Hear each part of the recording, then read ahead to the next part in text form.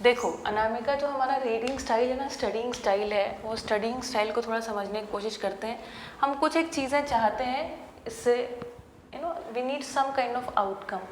का क्या आउटकम चाहते हैं? एक तो हम चाहते हैं कि हमारी रीडिंग स्किल्स अच्छी हो जाए, ठीक है, इसलिए मैं आपको एक एक लाइन पढ़ के समझाऊंगी इसको कैसे इसका मीनिंग निकाला जाए।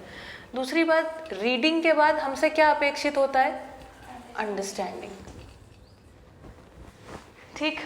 रीडिंग अंडरस्टैंडिंग के बाद हमसे यह भी अपेक्षित होता है कि हम उसको मेमोराइज कर लें। और मेमोरी में रखने का क्या फ़ायदा होता है, या क्यों हमसे ये एक्सपेक्टेड है कि ये हमारी मेमोरी में हो? बताइए, बताओ रोशनी। मैम, जब भी कोई कुछ भी हमसे पूछे इस चैप्टर का कुछ भी क्वेश्चन, तो हम डायरेक्टली उनको आंसर दे दें, हमारी मेमोरी में ही होता है। हाँ, बहुत सही। इन्होंने कहा कि कोई हमें अगर उससे कुछ रिलेटेड पूछेगा तो हम उसको उत्तर बता देंगे, ठीक। लेकिन देखो ऐसा है कि सिर्फ इतना ही नहीं है, इससे थोड़ा ज़्यादा है। इससे थोड़ा ज़्यादा ये है कि हम उसको इम्प्लीमेंट कर पाएँ। क्या कर पाए? Implementation is also expected from you. अब इम्प्लीमेंटेशन इस सेंस में हो सकता है कोई आपसे पूछ रहा है तो आप उसको बता दें, लेकिन उससे भी बड़ी बात यह है कि इम्प्लीमेंटेशन कहाँ होगा? आपकी डेली लाइफ में।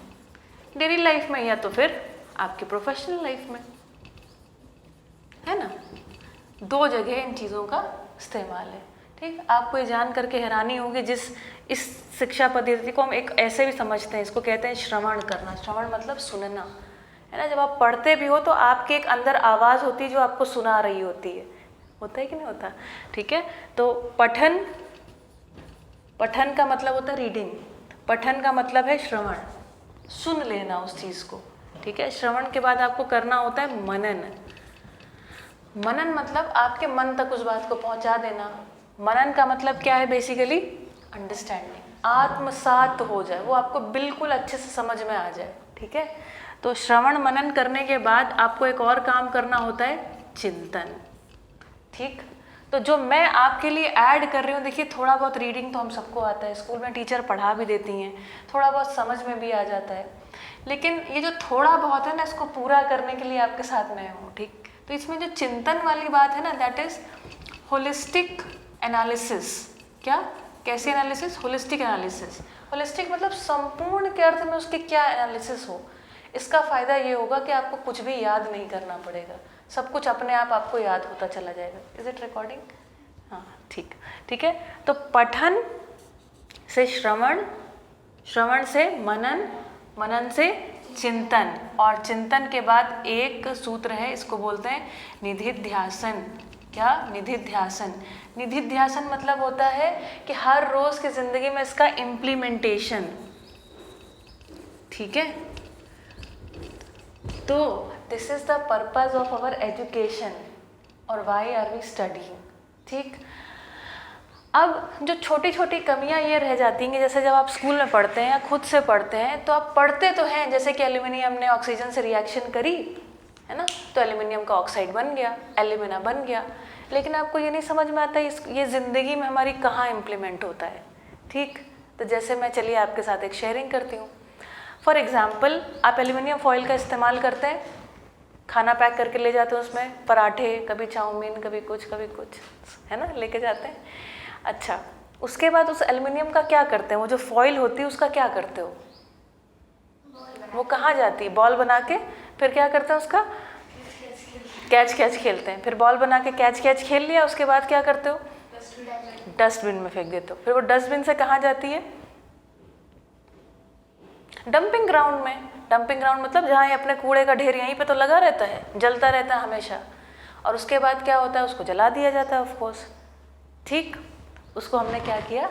जला दिया। जो आपको नहीं पता है, जैसे आपको इतना पता है एल्युमिनियम जो है ऑक्सीजन से रिएक्शन करता है ना, और उसके बाद Al2O3, अभी आगे आएंगी रिएक्शंस, Al2O3 बना देता है, ठीक। जो आपको नहीं पता है वो ये है कि जो Al2O3 है ना, ये आपके लंग्स को खराब करता है। लंग्स को क्या करता है? खराब करता है। अनफॉर्चुनेटली हमारी किताब में ये नहीं लिखा हुआ है। तो अब बताइए भाई कि एल्युमिनियम की फॉइल में खाना पैक करना चाहिए कि नहीं, है ना। अच्छा, और इस एल्युमिनियम को निकाला कहाँ से था बेटा? ज़मीन से निकाला था। ठीक, ये वाली भी बात कर देते हैं आपसे, ठीक है। अनामिका, ये बात समझ में आई? तो पठन श्रवण, है ना, पठन में हिस्सा है श्रवण करना, सुनना। जैसे मैं आपको सुना रही हूँ, आप सुन रहे हो, सुनने के बाद आपको मनन करना है। जैसे मैं कहती हूँ 2 बार रीड करो, अच्छे से समझने की कोशिश करो, चिंतन, उसके ऊपर सोचना, होलिस्टिक एनालिसिस करना, जैसे मैंने अभी यहाँ पे थोड़ी सी करके दिखाई। उसके बाद इम्प्लीमेंटेशन। तो आपसे ये अपेक्षित है कि अगर आप इतना सब कुछ जानते हैं तो इसको इम्प्लीमेंट कहाँ करिए, ना कि सिर्फ नंबर लाने के लिए, बल्कि रियल लाइफ में इम्प्लीमेंट करिए, ठीक है। एक छोटा सा उदाहरण आपको कह दूं, पहले के ज़माने में तो एल्युमिनियम फॉइल्स नहीं चल रही थी, आज से 10-15 साल पहले। तभी लोग क्या करते थे? आपने कभी देखा आपकी बूढ़ी दादी, नानी और कोई काकी आपकी कॉटन के रुमाल पे रोटियां रख देती हैं और उसमें बांध के ले जाती हैं। उसके कई सारे फ़ायदे होते हैं। एक तो जो गरम गरम रोटी होती है उसकी भाप जो होता है ना, वो कपड़ा सोख लेता है ना, और रोटियां बढ़िया बनी रहती हैं। होता है कि नहीं होता है? ठीक है।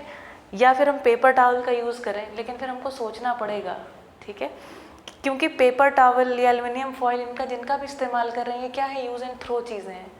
लेकिन आप अगर कॉटन का कोई चीज़ यूज़ कर रहे हैं तो फिर क्या कर सकते हैं, उसको रीयूज़ कर सकते हैं, ठीक। और ये सब कुछ आपके चैप्टर्स में है, ठीक है। अभी आप देखेंगे जितना मैं एक चैप्टर के साथ साथ ही ना आपके कई सारे चैप्टर्स खत्म होते चलेंगे। लास्ट में है कहीं पर पोल्यूशन वगैरह वाला चैप्टर, लास्ट में 15-16 है। ध्यान है, नहीं ध्यान है, कोई बात नहीं, चलिए अब मेटल्स नॉन मेटल्स चैप्टर को थोड़ा और डिटेल में देखते हैं। अच्छा, तो ये जो विज्ञान है ना, इसकी हम चाहते क्या है, हम ये चाहते हैं कि विज्ञान में सिर्फ ज्ञान ना रहे, विज्ञान में एक और चीज़ जुड़ जाए। क्या जुड़ जाए? विवेक। विवेक प्लस विज्ञान, अगर ये दोनों जुड़ जाएंगी चीज़ें, रोशनी, तो क्या हो जाएगा? धरती स्वर्ग हो जाएगी। नहीं, इतने सारे बच्चों को एजुकेट किया जा रहा है। If everybody can just know all these things, will the life not be better? It will be, है ना, बशर्ते इम्प्लीमेंट किया जाए। ऐसा ना हो कि इम्प्लीमेंट ना किया जाए, ठीक है। चलो अब हम थोड़ा सा होलिस्टिक एनालिसिस कैसे करी जाए चीज़ों की, उसके ऊपर एक विचार करते हैं, ठीक है। ओके, तो हमने कल आपको कुछ बातें आपके साथ शेयर करी थी। एक तो मैंने कहा था प्रकृति में जो प्रकृति है, अच्छा बताओ प्रकृति क्या है या नेचर क्या है, साइंस क्या है? Science is the study of nature and its laws. Science is the study of nature and its laws. कल हमने इसके बारे में काफ़ी डिटेल से बात करी थी, क्यों इंसान जो है वो उसके लॉज को समझने के पीछे पड़ा है, ठीक है। आज थोड़ा सा शॉर्ट में बात करेंगे। तो नेचर जो है इसको कई हिस्सों में बांट सकते हैं, प्रकृति हमारे आसपास की जो है ना। तो एक तो हम देखते हैं सॉइल है, सैंड है ना। इसके अलावा हमारे पास मेटल्स हैं, एटसेट्रा एटसेट्रा, ठीक है, कंकड़ पत्थर, सब चीज़ें इसमें आ गई। दूसरे हमारे पास क्या चीज़ें हैं? हमारे पास दूसरी चीज़ें क्या हैं? ट्रीज। फिर हमारे पास क्या है? एनिमल्स, बर्ड्स, ठीक। और फिर हमारे पास क्या है? ह्यूमंस, ठीक है। इन 4 हिस्सों में इसको बांट सकते हैं। आपको क्या लगता है जब धरती बनी होगी तो सबसे पहले क्या रहा होगा धरती पर?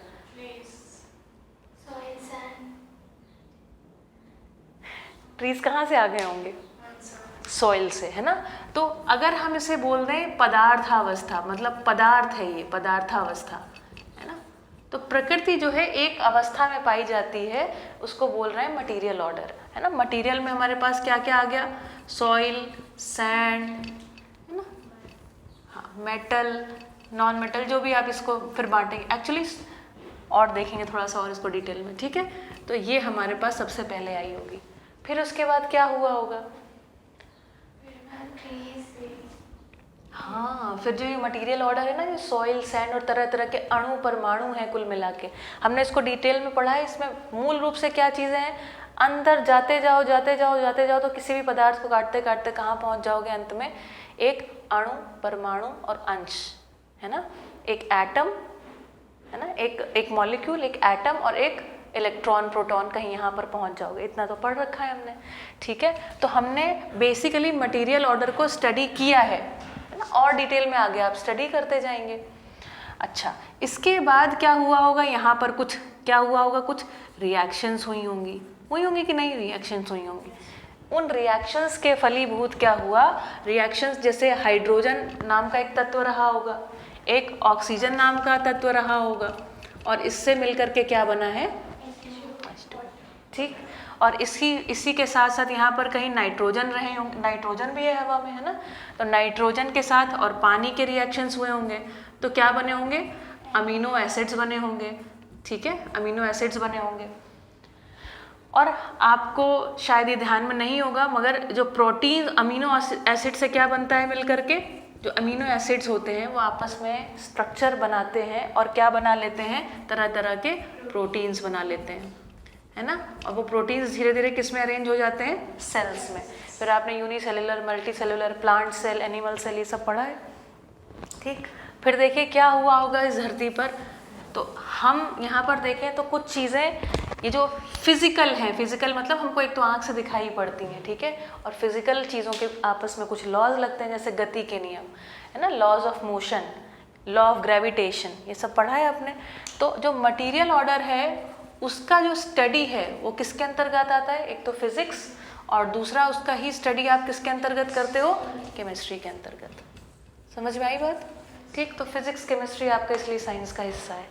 अगली बात देखो यहाँ पर, तो अगली बात हमारे पास समझ में आती, तो इसके बाद किस चीज़ का डेवलपमेंट हुआ होगा, आपने पढ़ा है एक्चुअली। सबसे पहले एल्गी जैसी कुछ चीज़ें बनी, पढ़ा है, याद है कि नहीं याद है, नहीं याद है, ठीक। तो सबसे पहले एल्गी, काया या काई जिसको बोलते हैं आप, देखा हरा हरा पानी, जैसे ही जहाँ पे भी पानी इकट्ठा होता है पानी के ऊपर अपने आप एल्गी आ जाती है। आज तक ऐसा ही है, तो पृथ्वी के शुरुआत में भी ऐसा ही रहा था, है ना। और उसके बाद कौन सा ऑर्डर डेवलप हुआ, धीरे धीरे धीरे धीरे क्रमिक विकास होता चला गया। और इसके बाद कौन सा ऑर्डर आया, तो प्लांट ऑर्डर। प्लांट ऑर्डर मतलब तरह तरह के पेड़ पौधे आए, ठीक। देखो अब यहाँ पर ध्यान देने की बात है, यहाँ मैंने कल भी आपको बताई थी ये बात कि आपस में इन दोनों का तालमेल कैसा है, बड़ा ज़बरदस्त तालमेल है, ठीक है। इस तालमेल को मैंने आपको बताया था, यहाँ पर मेटल नॉन मेटल्स शुरू कर रहे हैं, ठीक है। तो इसका तालमेल ऐसा है कि ये जो अवस्थाएं हैं ना धरती पर जो हमारी आउटर यहाँ पर जो ये है ना आउटर सेल, यहाँ पर मिट्टी है तरह तरह की, कहीं पर पहाड़ हैं, कहीं पर समतल मैदान है, कहीं नदियाँ हैं, कहीं कुछ है, इस तरीके से है ना। हमारी अर्थ का स्ट्रक्चर ऐसा है, हम लोग अर्थ के अंदर नहीं रहते हैं, हम लोग अर्थ की सतह पर रहते हैं, इसीलिए तो आसमान दिखाई पड़ता है ना। किसी को ये तो नहीं लगता है कि हम लोग अर्थ के अंदर रहते हैं, ठीक है, ओके। चलो, तो हम लोग यहाँ पर अर्थ पे रहते हैं, और ये अर्थ के जो ऊपरी भाग है, पेड़ कहाँ है, अर्थ के अंदर है कि ऊपर है, ऊपर है, ठीक है। और उसकी जड़ें कहाँ रहती हैं, ज़मीन के अंदर, है ना। जैसे मान लो यहाँ पर हमारे पास एक पेड़ है, ठीक, तो पेड़ की जड़ें क्या होती हैं, अंदर जाती हैं, ठीक। कल मैंने आपको एग्जाम्पल और दिया था, क्या एग्जाम्पल दिया था, जैसे मैंने कहा था हर एक पेड़ पौधा अपने अंदर कई प्रकार के तत्व रखता है, होता है कि नहीं। इसीलिए मम्मी कहती हैं कि पालक में क्या पाया जाता है, आयरन। शरीर में आयरन की कमी हो तो क्या क्या आप खाते हैं, पालक, बीट रूट खाते हैं कि नहीं खाते हैं, और गाजर, ये सब चीज़ें खाते हैं। और मैंने आपको एग्जाम्पल बताया था, जैसे विटामिन ए की अगर हमारी बॉडी में कमी है तो कौन से कलर के फूड खाने चाहिए, ऑरेंज कलर के फूड, है ना। यूजुअली ऑरेंज कलर के फूड में हमने पाया कि विटामिन ए अधिक मात्रा में पाया जाता है। इसका मतलब ये हुआ कि अगर पालक है, ठीक है, तो उसकी जो जड़ें हैं, देखो खूबसूरती देखो भाई, पालक को पता है कि मुझे क्या अपने में उठाना है, आयरन अधिक मात्रा में पाया जाता है ना। इसका मतलब है इसकी जड़ें जो हैं वो जमीन में से चुन चुन के आयरन के पार्टिकल्स को अपने द्वारा लेकर के जाती हैं पानी के साथ, तभी तो पालक में आयरन ज़्यादा हो जाता होगा, नहीं। इसका मतलब ये हुआ कि जो जड़ें हैं ये आइडेंटिफाई कर पाती हैं आयरन को किसी और तत्व के कंपैरिजन में। हुआ कि नहीं हुआ, ये एनालिसिस हुआ। इसका मतलब पालक बेवकूफ़ नहीं है, पालक बहुत समझदार है, ठीक है। और पालक और इसमें से फिर जो बीज बने फिर से हमने बोए, तो वो भी इसके जैसा ही काम करेगा। करेगा कि नहीं करेगा? इसमें कोई ऐसा चेंज तो नहीं आ जाता ना, जैसे आम का बीज लगाएंगे तो आम का ही पेड़ होगा कि और कोई पेड़ आएगा? उसका स्वाद भी वैसा ही होगा, न्यूट्रिएंट्स भी वो उसी तरीके से उठाएगा। मतलब उसके आचरण में कोई परिवर्तन नहीं होता। उसका आचरण कैसा है? निश्चित। वाओ, नहीं? पदार्थावस्था में आपने ऑलरेडी पढ़ा हुआ है, लास्ट ईयर पढ़ा था। क्या पढ़ा था? कि जो पदार्थ होते हैं ना, जो हमारे पास मॉलिक्यूल्स, एटम, एलिमेंट्स जो भी हैं, तो इन सभी का आचरण इस धरती पर कहीं पर भी पाए जाएं, चाहे अमेरिका में पानी हो और चाहे भुज का पानी हो, दोनों जगह पानी कैसे बना होगा? 2 हाइड्रोजन और 1 ऑक्सीजन से, है ना? अच्छा, और पानी एक ही तरीके से बिहेव भी करेगा। जैसे पानी में शक्कर यहाँ पर घुलती है तो वहाँ पर भी पानी में शक्कर घुल जाएगी। घुलेगी कि नहीं घुलेगी? इसका मतलब जो हमारे पास मटेरियल ऑर्डर है, जो मैटर है, जो हमारे पास सॉइल, सैंड, इस तरीके के जितने भी पदार्थ हैं, वो सभी, उनका भी आचरण कैसा है? निश्चित है कि नहीं? है ना? इनका आचरण निश्चित है। इसका मतलब क्या है? ये एक हार्मनी में है, ये एक व्यवस्था में है, अपने में। ठीक, इनका आचरण कैसा है? निश्चित। ठीक है, डेफिनिट। एक उनका जो डेफिनिट एक्शन है, हम उसको प्रिडिक्ट कर सकते हैं। समझ में आया? एक्शन या बिहेवियर, इनका बिहेवियर, इनका आचरण कैसा है? निश्चित है। प्लांट ऑर्डर का भी हम क्या कह रहे हैं? इसका बिहेवियर कैसा है? निश्चित है। अच्छा, अब देखो, थोड़ा और डिटेल में देखा जाए। आपस में देखो एक दूसरे के साथ इनका कैसा संबंध है। देखो ये जो, और आपको मज़ेदार बातें बताऊँ, बहुत सारी मज़ेदार बातें होती हैं। ये जो जड़ें होती हैं ना, छोटी छोटी, जैसे हमारे पेट में खाना पचाने के लिए आपको पता है कौन सा एसिड निकलता है? HCl। हमारे पेट में खाना पचाने के लिए अपनी बॉडी में से ही HCl बनता है। HCl is hydrochloric acid. आपको ये जान करके हैरानी होगी, जैसे हम कहीं पेड़ पौधा कोई लगा देते हैं ना, भले हम गड्ढा, मान लो इतना ही गड्ढा हमने किया और अच्छे से पौधा लगा दिया, एक समय के बाद ये जड़ें जो है ना, ये मजबूत हो जाती हैं। और ये जड़ें, जैसे मान लो इसके बाद है ना बहुत सारा पत्थर है, लेकिन इसको तो नीचे जाना है, इसको तो पानी चाहिए, इसको तो न्यूट्रिएंट्स चाहिए, तो ऑटोमेटिकली ये जो जड़ें होती हैं, ये जड़ें धीरे धीरे HNO3, HCl, इस तरीके के हैवी क्वालिटी, गुड क्वालिटी के क्या निकालती है? एसिड्स। और एसिड क्या करता है? पत्थर को धीरे धीरे गलाता चला जाता है।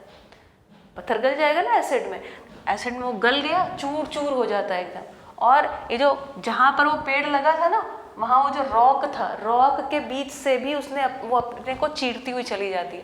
आपने कभी ऐसे पेड़ पौधे देखे जो रॉक के अंदर जम जाते हैं? जैसे कि कई बार पीपल के पौधे को आप देखते होंगे जम जाता है, ऐसे कहीं पे भी जम रहा है, और वो ईंट के अंदर से पता चला उसकी जड़ जा रही है।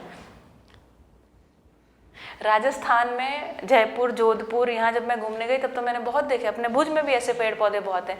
अपने यहीं हिल व्यू साइड पे आप देखोगे ना, तो बहुत सारे पेड़ पौधे लगे हुए हैं जो चट्टानों को तोड़ तोड़ के अंदर गए हुए हैं। इसका मतलब जितनी कमज़ोर ये आपको दिख रही है जड़, ये एक्चुअली में इतनी कमज़ोर नहीं है। इसके अंदर ये ताकत है कि ये चट्टान को पिघला सकती है। ये देखिए नेचर, ठीक है, ये है नेचर।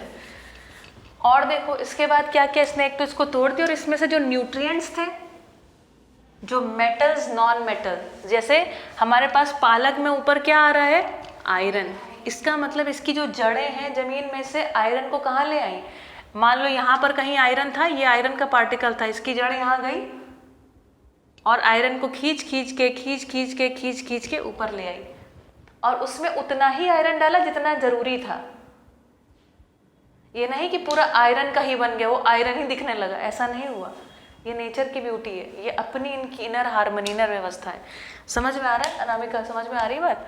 तो देखो और इस तरीके से क्या होता है, ये जो जड़ें होती हैं, पौधों की जड़ें क्या होती हैं? तरह तरह के जो मेटल्स होते हैं, है ना, इनको हम मिनरल्स भी बोलते हैं। इनको हम फिर न्यूट्रिएंट्स बोल देते हैं कि खाने में न्यूट्रिएंट्स हैं कि नहीं है, जब बायो में पढ़ते हैं।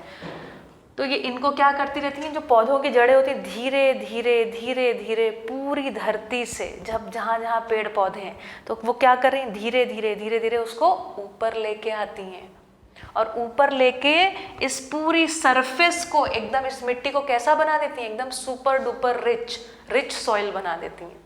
ठीक, अच्छा तो देखो मटेरियल ऑर्डर के लिए अगर हम देखें तो प्लांट ऑर्डर क्या है, इसके लिए पूरक है, उपयोगी है, इसके लिए वैल्यूएबल है, इसके लिए हेल्पफुल है, हाँ है।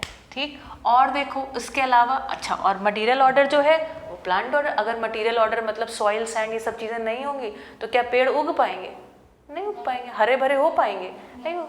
ठीक, तो आपस में एक दूसरे से कनेक्टेड है। उसके बाद देखो प्लांट के जब पत्ते मर जाते हैं, ठीक, तो प्लांट के जो पत्ते थे यहाँ पर, मान लो ये आम का पेड़ है और इसमें कुछ आम लटके, ठीक है, और आम तो आदमी ने खा लिया, लेकिन जब पतझड़ आया तो इसने अपने पत्ते सारे गिरा दिए कि नहीं गिरा दिए।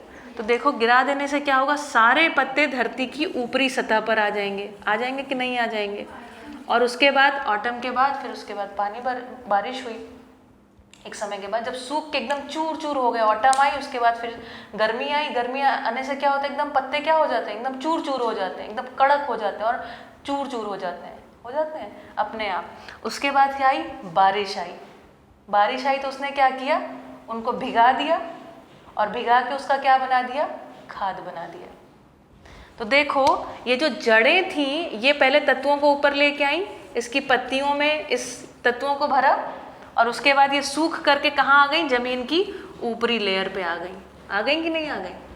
तो जब ये आ गई तो ये जो हमारे पास मिट्टी थी, जो मटेरियल ऑर्डर था, ये और अधिक समृद्ध हुआ कि नहीं हुआ, ये और अधिक उपयोगी हुआ कि नहीं हुआ, और अधिक मजबूत हुआ कि नहीं हुआ। सो कैन यू सी कि ये दोनों आपस में बिल्कुल जबरदस्त फ्रेंड्स हैं कि नहीं है? Isn't that amazing? इसके अलावा मैं आपको कितने सारे उदाहरण दे सकती हूँ, लेकिन अब ये किसी और चैप्टर में, ठीक, क्योंकि हमें आज आगे बढ़ाना है। ऑल राइट, बढ़िया है ना। देखो इसी के साथ मैं आपका एक इसके आगे 15 या 16 चैप्टर है, उसको भी हम कनेक्ट करते जा रहे हैं और आप रियलाइज करेंगे by the time.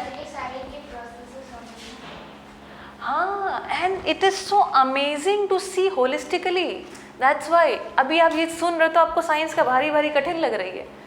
No, it is not tough at all, it is so useful to understand. अगर आपको पता चल रहा है, देखिए एक छोटी सी बात आपसे करते हैं, जैसे आपको पता चल गया जो पत्ते हैं ये हमारी ज़मीन को और इसकी क्वालिटी को और बढ़ा रहे हैं, आप कभी भी पत्तों को जलाओगे?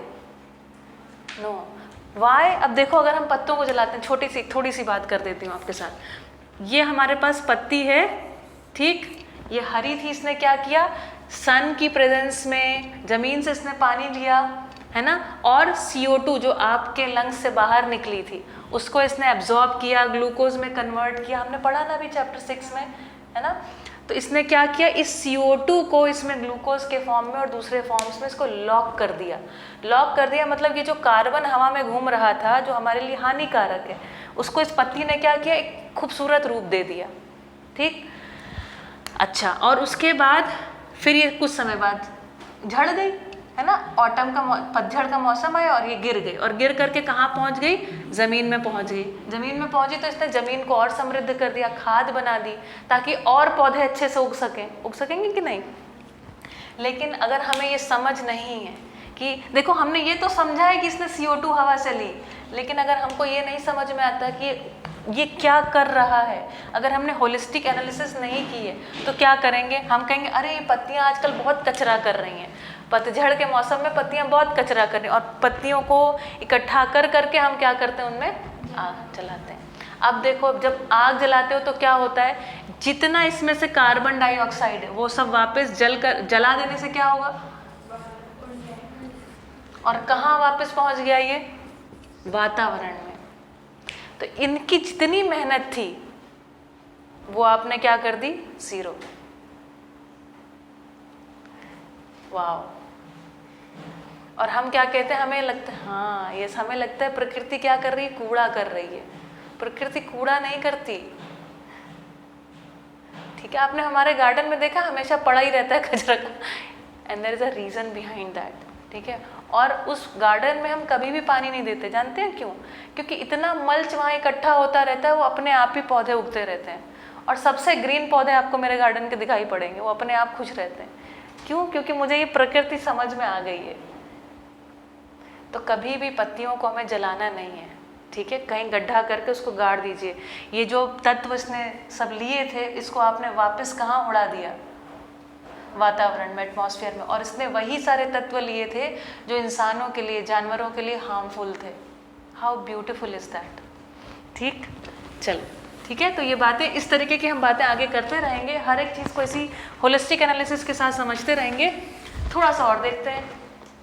प्लांट ऑर्डर के बाद बताओ हर्षिता, इसके बाद क्या आता है? Animal order. तो एनिमल ऑर्डर मतलब क्या क्या चीज़ें एनिमल ऑर्डर में हम देखेंगे? क्या देखते हैं एनिमल ऑर्डर में? हमारे जितने जीव जानवर हैं, है ना, पशु पक्षी हैं, तो हमने एनिमल ऑर्डर को देखा। तो देखो प्लांट सेल के बाद आप पढ़ते हो, प्लांट सेल और एनिमल सेल में डिफरेंस याद किए हैं, खूब रटे होंगे 8th में 9th में, है ना। तो प्लांट सेल से फिर आगे इवोल्यूशन हुआ। इवोल्यूशन मतलब क्रमिक विकास हुआ। ऑटोमेटिकली नेचर में सब घटनाएं घटती हैं। जैसे पानी आया तो उसके ऊपर जो काई है ना, वो कोई परमात्मा, कोई भगवान खड़े होकर ऐसे ऐसे नहीं करते जिसके कारण वो काई दिखाई पड़ती है। ये सारी चीज़ें प्रकृति में घटनाएं कैसी हैं? ऑटोमेटिक। उसको हम बोल रहे हैं एवोल्यूशन, ठीक है। अपने आप चीज़ें घट रही हैं। इसके बाद हम क्या देखते हैं? Animal order. एनिमल ऑर्डर मतलब हमारे पास यहाँ पे एनिमल्स हैं, है ना, इंसेक्ट्स हैं, बर्ड्स हैं, ठीक है। इसमें फिर आप बहुत सारी कैटेगरी करते हो कि इसमें ये रेप्टाइल है, ये वो वाला है, ये वाइल्ड है, ये डोमेस्टिक है, वगैरह वगैरह। आप ये सारी कैटेगरी बचपन से पढ़ते आ रहे हो, है ना। LKG UKG से ये डोमेस्टिक एनिमल्स हैं, ये वाइल्ड एनिमल्स हैं, ये एक कैटेगरी थी। फिर आप इंसेक्ट्स को धीरे धीरे समझते हो, फिर आप बर्ड्स को समझते हो, थोड़ा बहुत समझते हो, ठीक है। लेकिन ध्यान से देखा जाए कि अब देखो, ये हमारे पास यहाँ से भी इनका लेन देन है, जैसे कि हवा पानी में जो जैसे पानी है, ठीक है, ऑक्सीजन है, ये सब क्या है? एक तरीके से पदार्थावस्था है कि नहीं है, चीज़ें हैं। अपना घर बनाते हैं, अपना घर बनाते हैं तो भी मिट्टी में घर बना लेते हैं, घोंसला बना लेते हैं, ठीक है। तो ये सब मटेरियल से इनको मिल रही है चीज़ें, ठीक। अच्छा, प्लांट ऑर्डर के साथ इनका लेन देन है कि नहीं है? इनका लेन देन है। इनका लेन देन क्या लेना देना है? तो इनका सारा का सारा फूड यहाँ से आता है। क्या लेते हैं ये इससे?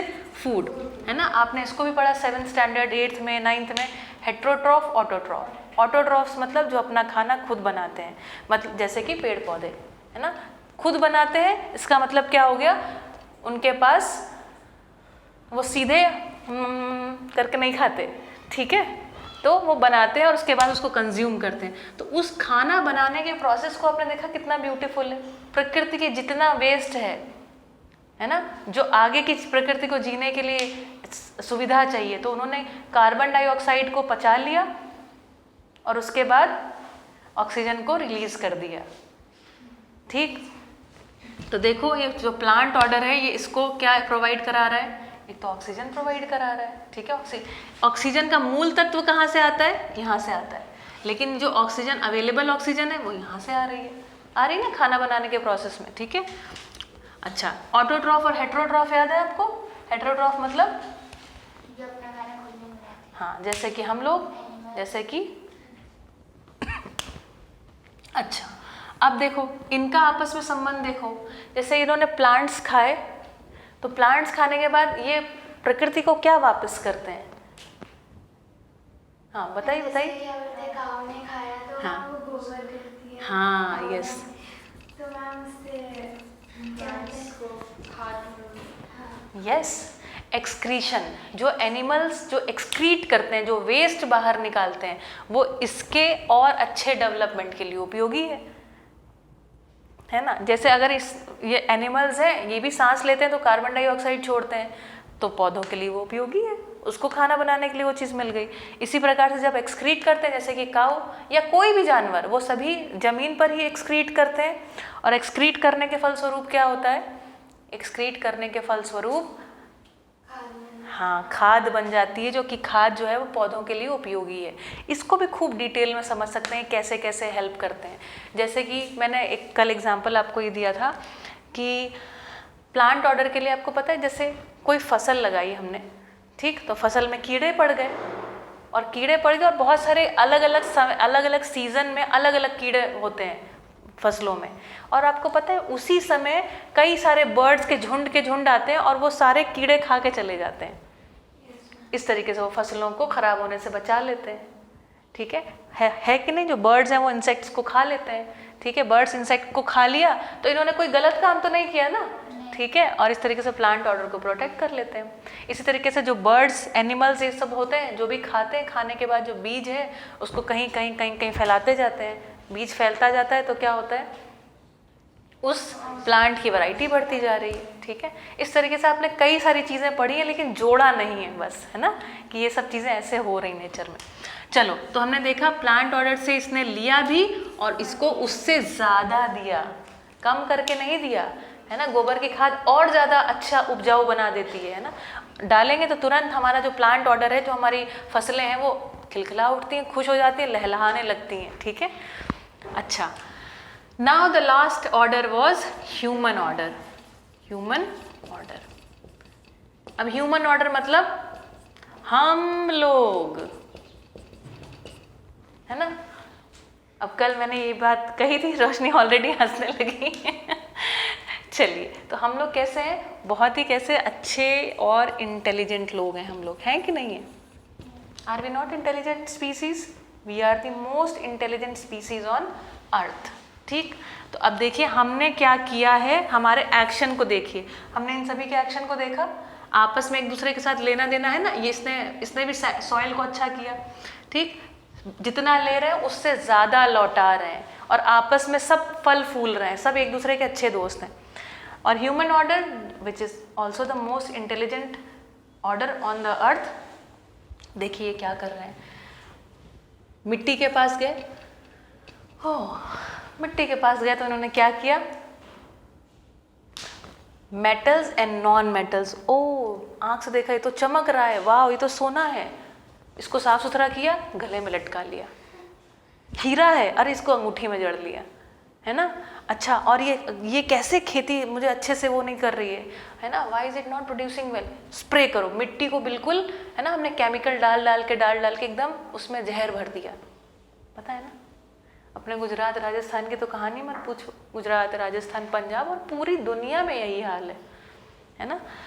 तो हमने मटेरियल ऑर्डर को क्या किया, मेटल नॉन मेटल सब अलग अलग करके ना, जो मिट्टी थी, सैंड थी, नदियों किनारे की जो रेत थी, ला के क्या बना लिए, घर बना लिए। ठीक, नदी के किनारे जो रेत है ना उसका कोई प्रयोजन है, वो किसी कारण से वहाँ पर है, वो हमको पढ़ाया नहीं जाता, वो हमें बताया नहीं जाता, और हम उसके बारे में कभी विचार नहीं करते, इसलिए हम उसके लिए कोई समाधान भी नहीं कर पाते, है ना। आज स्थितियाँ हम देख ही रहे हैं, ग्लोबल वार्मिंग की स्थितियाँ पहुँच गई हैं।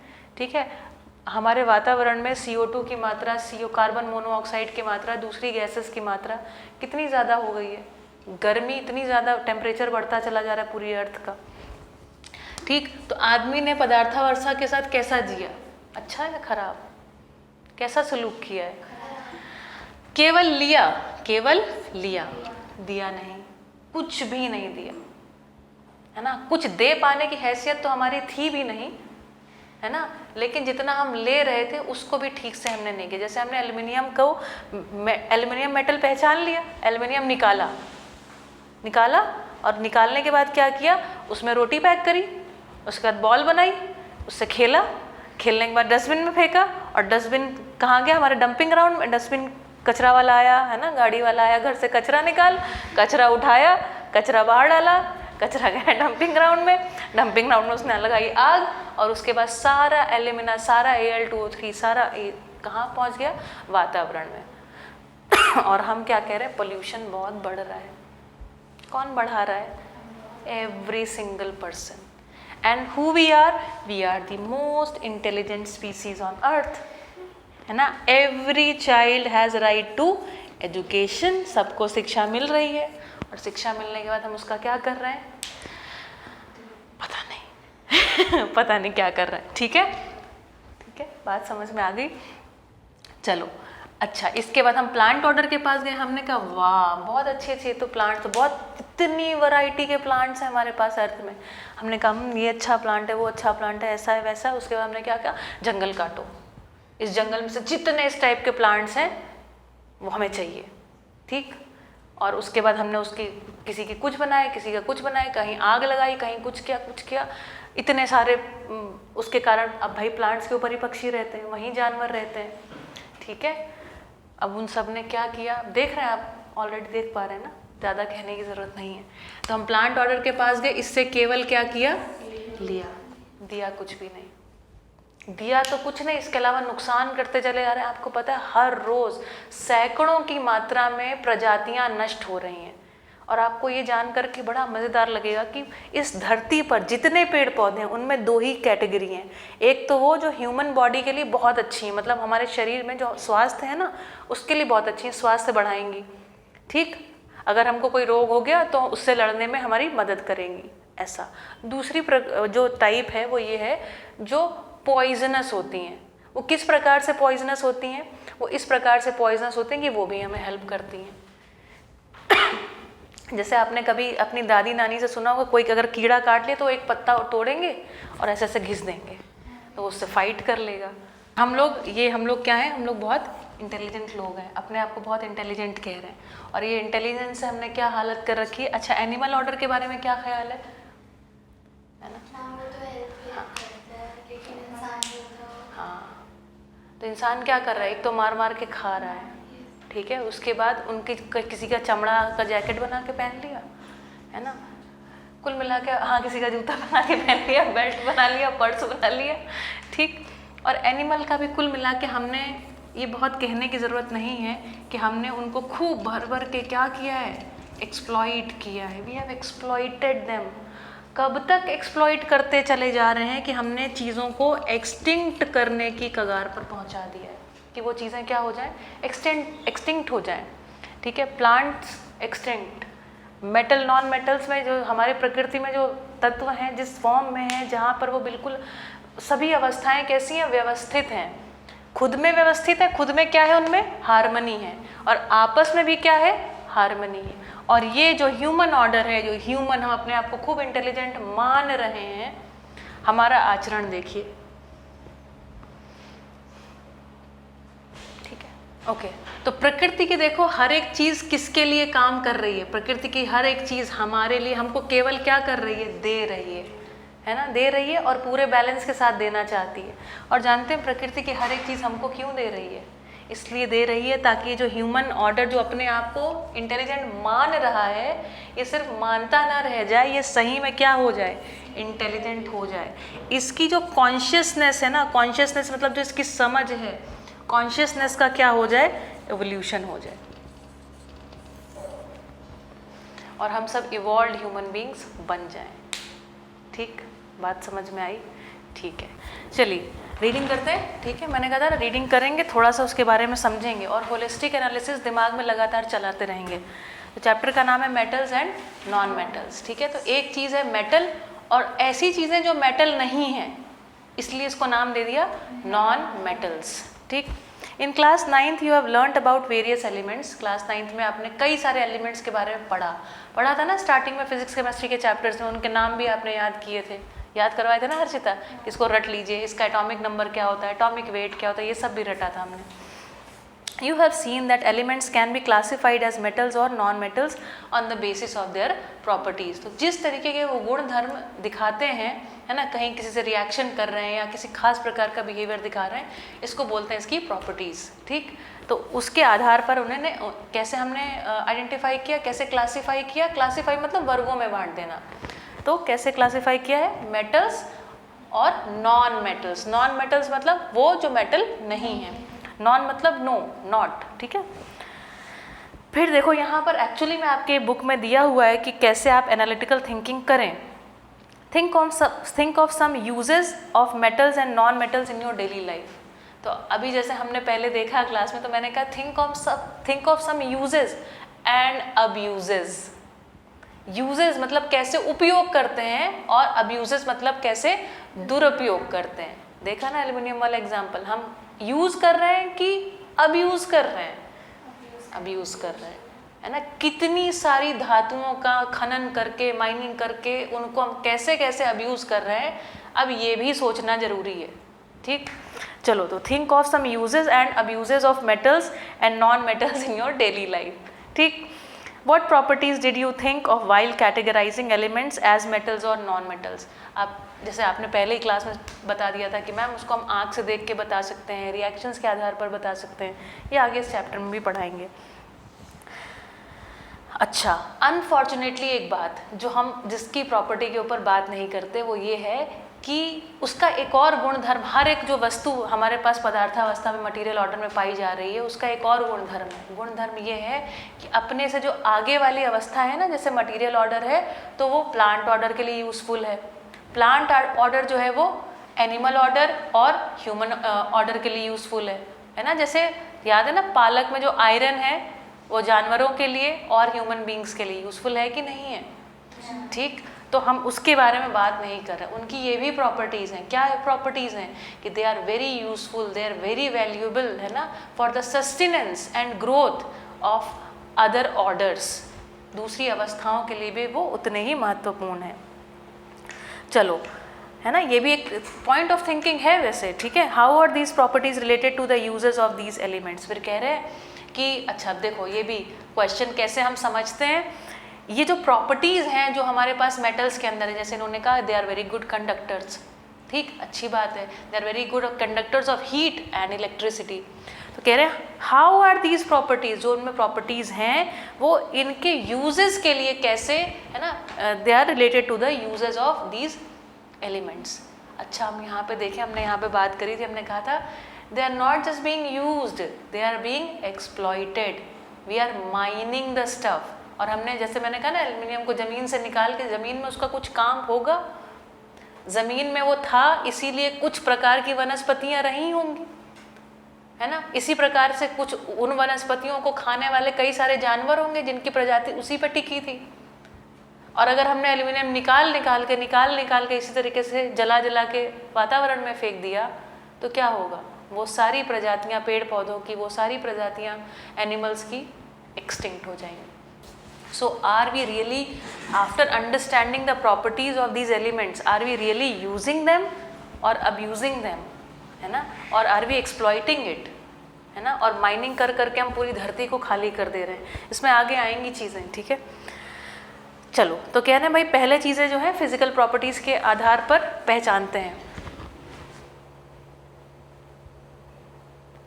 तो चलो फिजिकल प्रॉपर्टीज़ की बात करते हैं। बताओ रोशनी, मैंने कल आपको समझाया था ना फिजिकल प्रॉपर्टीज़ का क्या मतलब है। फिजिकल मतलब, अरे वाह, है ना, तो फिजिकल का मतलब हो गया है जो 5 सेंसेस से हम उसको परसीव कर पाएँ। 5 सेंसेस से जिसको भी परसीव कर सकते हैं, देख सकते हैं, चख सकते हैं, सुन सकते हैं। जैसे सोनोरस, है ना, सोनोरस मतलब साउंड प्रोड्यूस करना, तो वो कहाँ से पता चलती है, कान से पता चलती है। चमक, वो हमें कहाँ से पता चलती है, आँख से पता चलती है। ठीक है, एसिड बेस के रूप में भी इसको आइडेंटिफाई किया जाता है, उसको चख के भी पता लगा सकते हैं। याद है आपको एसिड का स्वाद कैसा होता है, सावर, खट्टा, और बेस का स्वाद कैसा होता है, कड़वा। तो फिजिकल प्रॉपर्टीज़ हैं जो 5 सेंसेस से परसीव कर सकते हैं। लिखा हुआ है the easiest way to start grouping substances is by comparing their physical properties. Let us study this with the help of following activities. कल हमने ये सब डिस्कस कर लिया, इसको अब डिटेल में वापस नहीं जा रहे हैं हम लोग। तो जो इनके जो कंक्लूजन्स हैं वो पढ़ लेते हैं एक बार।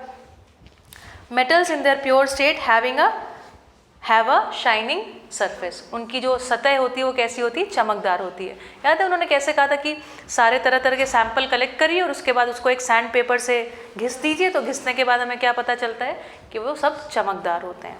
ठीक है, this property is called metallic lustre. Lustre मतलब होता है चमक। You will find that metals are generally hard, और जो मेटल्स होते हैं वो क्या होते हैं, नॉर्मली हार्ड होते हैं। हमने उसको एक नाइफ से काटने की कोशिश करी थी और देखा था कि सोडियम वगैरह काफ़ी सॉफ्ट होते हैं, एल्युमिनियम थोड़ा सॉफ्ट होता है, लेकिन उसके कंपैरिजन में आयरन ज़्यादा सख्त होता है ना। ठीक, फिर कह रहे हैं अगला एक्टिविटी के बाद बता रहे हैं कि you will find that some metals can be beaten into thin sheets. उनको पतली पतली शीट पे पीट के मैलेट की सहायता से, मैलेट एक पतला वो लकड़ी का हथौड़ा जैसा होता है, लकड़ी का हैमर, उसको बोलते हैं मैलेट।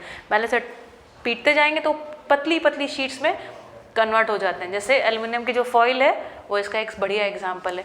इसके अलावा आप चांदी का अर्क, सोने का अर्क आपने देखा मिठाइयों में, काजू कतली के ऊपर, तो सोचो कितना पतला उसको पीटा जा सकता है। पीट पीट के उसको एकदम पतला कर देते हैं, इतना पतला, ठीक है।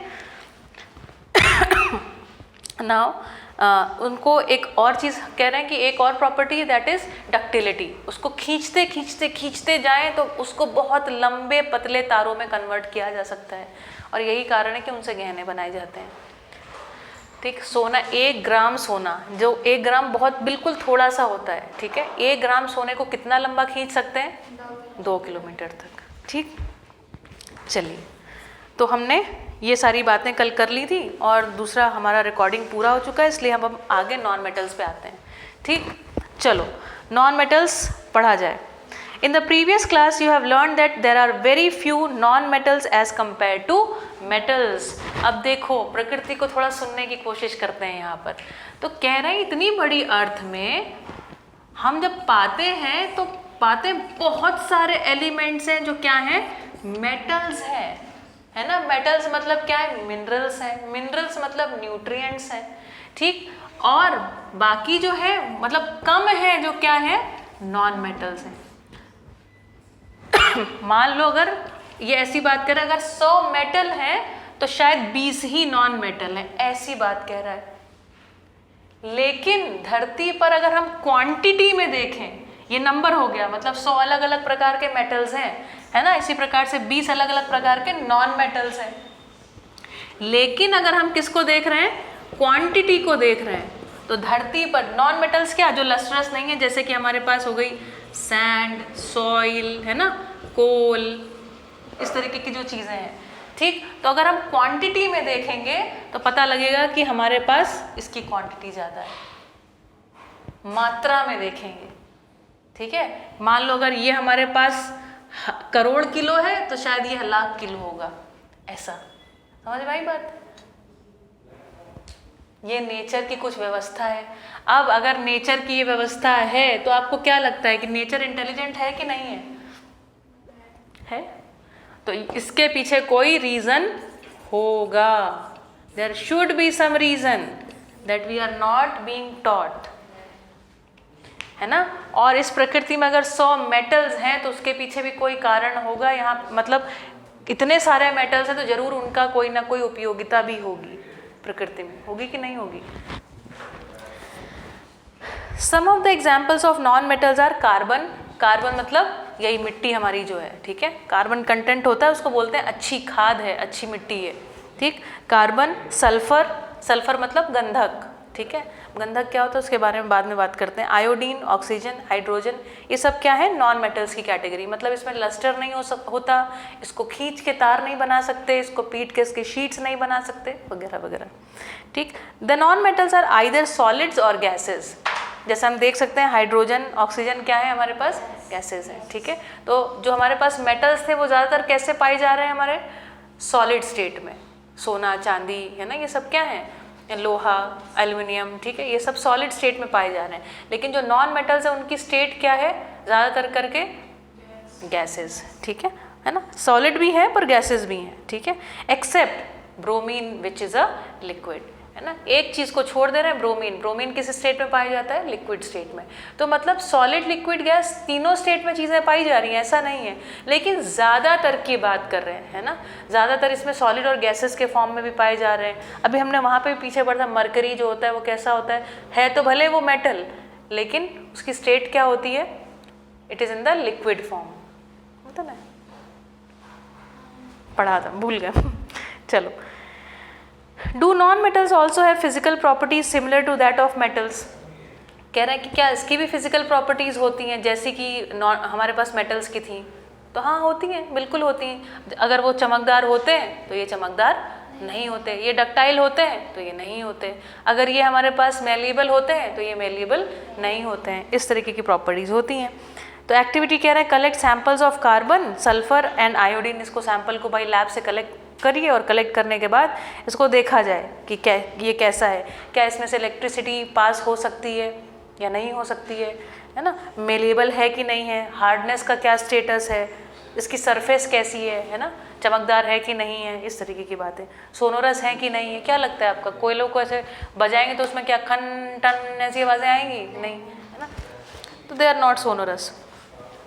चलो आगे पढ़ते हैं। On the basis of the observations recorded in table 3.1, जो कि आप करेंगे बाद में, discuss the general physical properties of metals and non metals in the class. तो क्लास में कह रहे हैं इसको डिस्कस कर लीजिएगा। You must have concluded that we can not group elements according to their physical properties alone.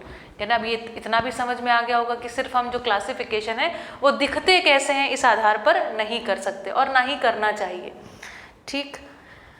As there are many exceptions, क्योंकि इसमें बहुत सारे एक्सेप्शंस हैं। हम कह रहे हैं एक तरफ ये सॉलिड गैस होते हैं, फिर कह रहे हैं ब्रोमीन तो लिक्विड है, फिर हम कह रहे हैं कि यूजुअली जो मेटल्स हैं वो सॉलिड होते हैं लेकिन हमारे पास मरकरी जो है वो लिक्विड, इस तरीके की बातें आ रही हैं। चलिए, तो अब यहाँ पर बहुत इंपॉर्टेंट पढ़ा रहे हैं, कुछ 4-5 आपको पॉइंट्स लिखे हैं, ये जो जरूर 1 नंबर के क्वेश्चन में पूछे जाएंगे, ध्यान से पढ़िए। All metals accept mercury, mercury को छोड़ के सभी मेटल, नॉन मेटल नहीं, सभी केवल metals exist as solid. Room temperature पे सभी मेटल सॉलिड होते हैं, किसको छोड़ करके, सिर्फ मरकरी को छोड़ करके, ठीक है। You have observe that metals have high melting point. अगर उनको हम गलाने की कोशिश करें, याद है पिछला एक्सपेरिमेंट, है ना, तो अगर हम उसको गलाने की कोशिश करें जल्दी गलते नहीं है, गलते नहीं मतलब पिघलते नहीं है ना। अगर उनको हम जलाएं या उनको हम गर्म कर रहे हैं तो जल्दी से पिघलते नहीं, मतलब उसके मेल्टिंग पॉइंट्स क्या होते हैं, हाई मेल्टिंग पॉइंट्स होते हैं, बहुत देर गर्म करने पर पिघलेंगे, okay. But gallium and caesium have very low melting points. तो अगर आपसे क्वेश्चन में आ गया right any 2 metals which have low melting points, तो answer will be caesium and gallium, ठीक। Second point, iodine is a non metal but it is lustrous. तो iodine कैसा होता है, भले ये नॉन मेटल है लेकिन ये चमकदार होता है, ठीक। Carbon is a non metal that can exist in different forms. तो कार्बन जो है वो कैसा है, नॉन मेटल है, बट इसके बहुत सारे फॉर्म्स होते हैं, अलग अलग रूप में एग्जिस्ट करता है, ठीक। तो जैसे 3 रूपों में एग्जिस्ट करता है, जैसे कार्बन के 3 अपर रूप या 3 एलोट्रॉप्स हैं, वो ये हैं, एक तो कार्बन कोयले के रूप में एग्जिस्ट करता है, दूसरा ग्रेफाइट के रूप में एग्जिस्ट करता है। ग्रेफाइट कहाँ यूज होता है, आपकी पेंसिल की जो लेड है ना, ये ग्रेफाइट है, दिस इज ग्रेफाइट, ठीक। और तीसरा जो है डायमंड। तीनों कार्बन है, तीनों एक ही एटम है, लेकिन एटम की संरचना, वो उसका गठन इस प्रकार का है, गठन इस प्रकार के होने के कारण उसके वो बिल्कुल अलग चीज की तरह बिहेव करता है। किसी ने सोचा होगा एकदम काला कोयला और एकदम चमकदार डायमंड, हीरा, ठीक है। चलो, diamond an allotrope of carbon is the hardest natural substance known and has a very high melting and boiling point. तो कह रहा है कि भाई ऐसा है कि जो डायमंड है वो कैसा है, बहुत हार्ड है। हार्ड का मतलब क्या है कि उस पर बहुत बहुत ज़्यादा प्रेशर डालेंगे तब जाके वो टूटेगा, that is what hard means, ठीक। अच्छा, और इसका मेल्टिंग पॉइंट और बॉइलिंग पॉइंट, अगर इसको पिघलाने रखें तो हीरा जल्दी पिघलेगा नहीं, और बॉइलिंग पॉइंट अगर इसको उबालने रखें तो भी जल्दी उबलेगा नहीं, ठीक है। उबलेगा नहीं मतलब क्या, बॉइलिंग पॉइंट का मतलब क्या है कि ये अगर सॉलिड है तो पहले ये मेल्ट होगा मेल्ट मतलब फिर लिक्विड बन जाएगा, और बॉइलिंग मतलब लिक्विड बनने के बाद और गर्म करते जाएं तो फिर ये गैस में कन्वर्ट हो जाए।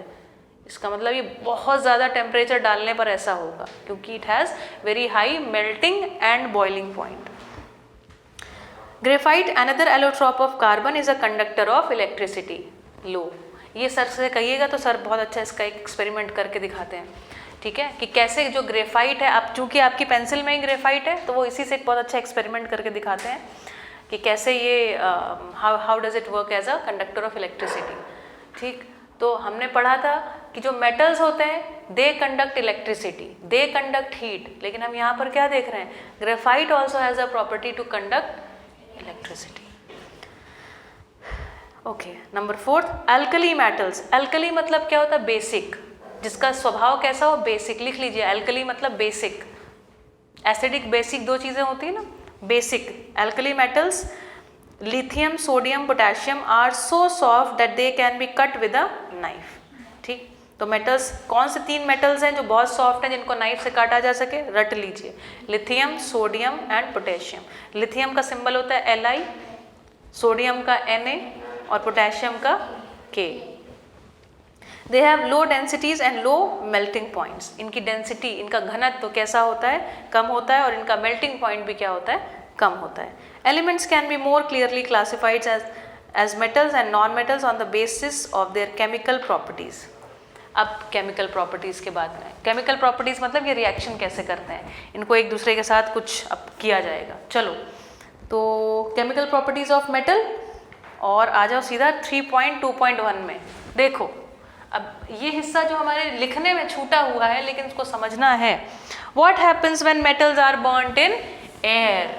ठीक, तो हमने एल्युमिनियम का एग्जाम्पल ऑलरेडी कर चुके हैं हम, और उसको देखा जाए तो कह रहे हैं अगर मेटल्स को, जैसे हमारे पास एल्युमिनियम है, जैसे हमारे पास गोल्ड है, जैसे हमारे पास सिल्वर है, जैसे हमारे पास कॉपर है, ठीक है, ये मेटल्स तो जानते हैं ना अपन, आयरन है हमारे पास। अगर इनको हमको सबको क्या करें, इनको बर्न करें। अब सबको पता है जलाने के लिए, जब हम किसी चीज़ को जलाते हैं है ना, तो जलाने के लिए कौन सी गैस चाहिए होती है, बिना ऑक्सीजन के चीज़ें जलती नहीं है, ठीक है। तो जब हम इन चीज़ों को जला रहे हैं, इसका मतलब इसकी रिएक्शन किसके साथ हो रही है, ऑक्सीजन के साथ, सिंपल। तो जैसे ही कह दिया गया what happens when metals are burned in air, मतलब बेसिकली क्या, इसकी रिएक्शन किसके साथ, ऑक्सीजन के साथ। चलो पढ़ते हैं। You have seen in activity 3.8 which you can read, और ये आपके टीचर शायद स्कूल में कराएंगे, ठीक है। तो मैग्नीशियम को जब हम बर्न करते हैं तो क्या होता है, तो it Burns in air with a dazzling white flame.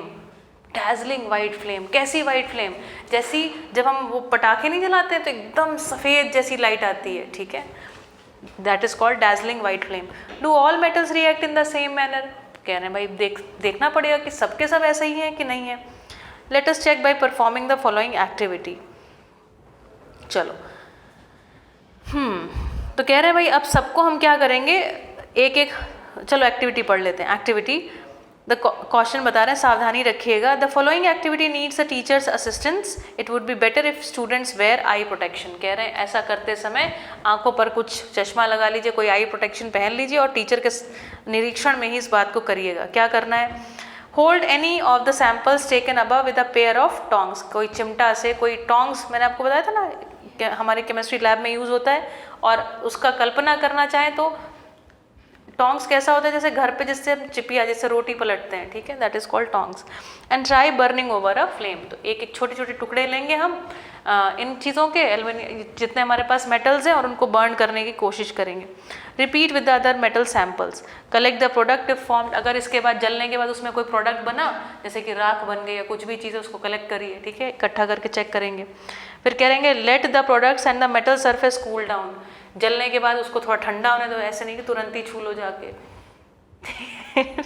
Which metals burn easily. फिर देखो कि कौन जल्दी से बर्न हो जा रहा है। इसका जो जल्दी बर्न हो जा रहा है, इसका मतलब they are more reactive with oxygen, यही तो मतलब हुआ, जल्दी जल गया। Which flame colour did you observe when the metal burn. और जब मेटल जल रहा है तो कौन सी कलर की फ्लेम निकल रही है। How does the metal surface appear after burning. जलने के बाद जो मेटल की सरफेस है वो किस रंग की हो गई, इससे पता चलेगा जो उसका ऑक्साइड बना वो किस रंग का बना। Arrange the metals in the decreasing order of their reactivity towards oxygen. फिर ऑक्सीजन से देखा कि कोई जो जल्दी जल रहा है, इसका मतलब वो ऑक्सीजन के साथ ज़्यादा रिएक्टिव है, जो देर में जल रहा है मतलब वो ऑक्सीजन के साथ कम रिएक्टिव है। तो फिर इस तरीके से उनको एक क्रम में अरेंज करिए। Are the product soluble in water. इसके बाद वो जो बना प्रोडक्ट, जलने के बाद जो राख बनी या कुछ बना, उसको जरा घोल के देखो पानी में घुलता है कि नहीं घुलता है। इतनी एक्टिविटी करनी है, ठीक है। चलो, almost all metals combine with oxygen to form metal oxide. तो ये याद करना बहुत आसान है, मेटल और ऑक्सीजन आपस में रिएक्शन करते हैं, मतलब बेसिकली क्या कर रहे हैं, जला रहे हैं, उसको जला रहे हैं तो क्या, ऑक्सीजन से रिएक्शन होगी और मेटल ऑक्साइड बनेंगे। For example when copper is heated in air, it combines with oxygen to form copper oxide, और इसका रंग कैसा है, अ ब्लैक ऑक्साइड, ठीक है, ये कैसा है, ब्लैक है। अच्छा, तो कॉपर ऑक्साइड कैसा होता है, ब्लैक। दिख गया, रिएक्शन दिख गई। Similarly aluminium forms aluminium oxide, दिखी रिएक्शन। उस रिएक्शन को खूब डिस्कशन कर लिया हमने, ठीक है, ये हमारे लिए अच्छा हमारे शरीर में जाती, मैंने कल आपको कहा था एल्युमिनियम कैसा है, हैवी मेटल है।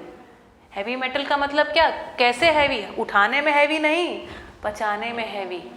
हमारी बॉडी में हैवी मेटल का मतलब है टॉक्सिन की तरह काम करता है। टॉक्सिन मतलब जहरीले पदार्थ, ठीक है। तो अगर हम उसको खा रहे हैं, हमारे अंदर शरीर के अंदर जाता, जैसे अगर हम उसको एयर के थ्रू ले रहे हैं तो उसने लंग्स खराब किए, लेकिन अगर वो हमारे साथ खाने में जा रहा है तब क्या हो रहा है, तब हमारे पूरे सिस्टम को डैमेज कर रहा है, हमारे ब्लड में टॉक्सिन्स की तरह घूम रहा है, ठीक है। अच्छा, आप में से किसी ने सुना है कि एल्युमिनियम के बर्तन में खट्टी चीज़ें नहीं बनानी चाहिए? नहीं सुना है, ओके, तो सुन लीजिए, ठीक। तो एल्युमिनियम होता है, जब एल्युमिनियम जलता है, गर्म होता है, ऑक्सीजन से रिएक्शन करता है तो क्या बना लेता है, एल्यूमिना।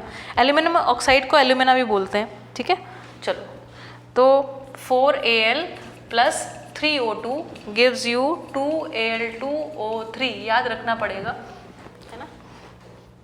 अच्छा, फिर कह रहे हैं कि जो Al2O3 ये होता है, Al2O3 ये किससे रिएक्शन करता है और क्या बनाता है, एल्युमिनियम का क्लोराइड और वाटर। इसलिए बड़े बूढ़े कहते थे, पहली चीज़ मैंने कल आपको कहानी सुनाई थी, एल्युमिनियम के बर्तन में खाना ना बनाया जाए। फिर एल्युमिनियम के बर्तन में अगर आपने खाना बनाया, गर्म होने के बाद देखा आपने ये क्या बन गया, ठीक। लेकिन अब हमने क्या किया, उसमें और ऊपर क्या डाल दिया, कुछ खट्टी चीज़ें डाल दी। जैसे ये हमने किससे रिएक्शन दिखाई, ऐसे यहाँ पे HCl से रिएक्शन बता रहे हैं, ठीक। तो इससे जब रिएक्शन करता है तो क्या बनाता है, ये बना लेता है। पेट में तो HCl रहता ही है, ठीक। अच्छा, इसके अलावा ये जो होता है ना हमारे पास Al2O3, ये और भी कई सारे एसिड से रिएक्शन करता है। जैसे हमने नींबू डाल दिया, जैसे हमने खट्टी इमली डाल दी, ये सब इसमें खट्टी इमली पता होगा आपको, टार्टरिक एसिड है ना, और तरह तरह के एसिड, विनेगर डाल दिया तो एसिटिक एसिड, मैंने आपको पढ़ाए थे पहले भी, है ना।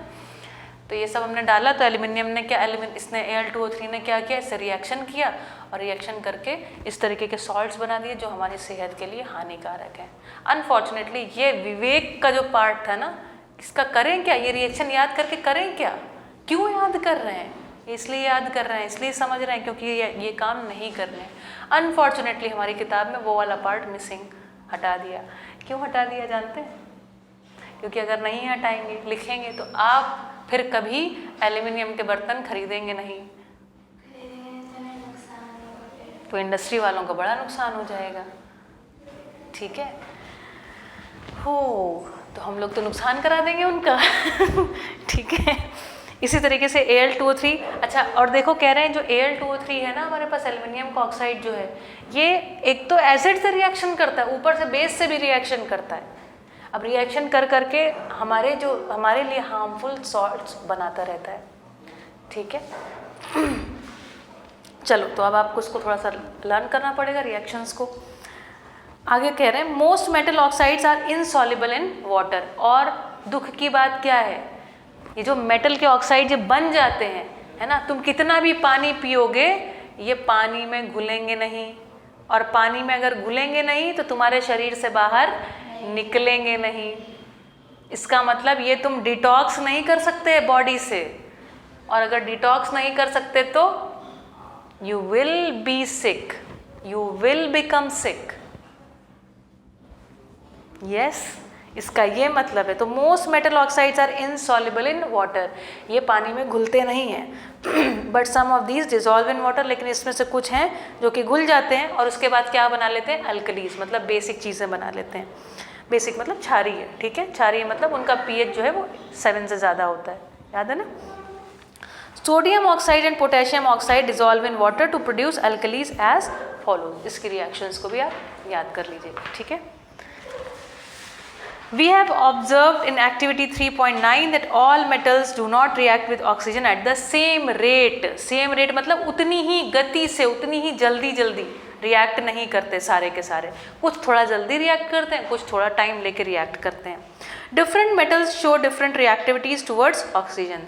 अलग अलग जो मेटल्स हैं वो अलग अलग रिएक्टिविटी ऑक्सीजन की तरफ दिखाते हैं। Metals such as potassium and sodium react so vigorously, vigorously मतलब बहुत स्पीड से, तुरंत आग पकड़ते हैं, ठीक है।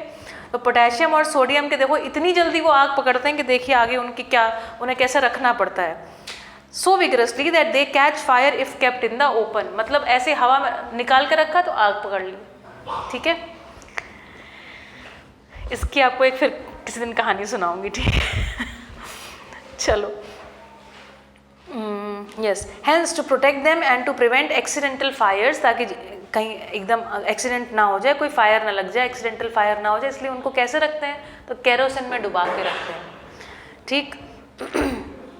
एट ऑर्डिनरी टेम्परेचर, साधारण तापमान पर, the surfaces of metals such as magnesium, aluminium, zinc, lead etcetera are covered with a thin layer of oxide. तो नॉर्मल मतलब क्या हुआ, जैसे हमारे पास ये अगर एल्युमिनियम की कढ़ाई है, ठीक है, सामान्य तापमान पर क्या हुआ, सामान्य तापमान पर ये इसके ऊपर क्या होगा कि अपने आप ये हवा से रिएक्ट करने के कारण क्या करेगी, ये एल्युमिनियम, प्योर एल्युमिनियम की थोड़ी होगी, इसका जो ऊपर का लेयर होगा वो किसका हो जाएगा, एल्युमिनियम ऑक्साइड का।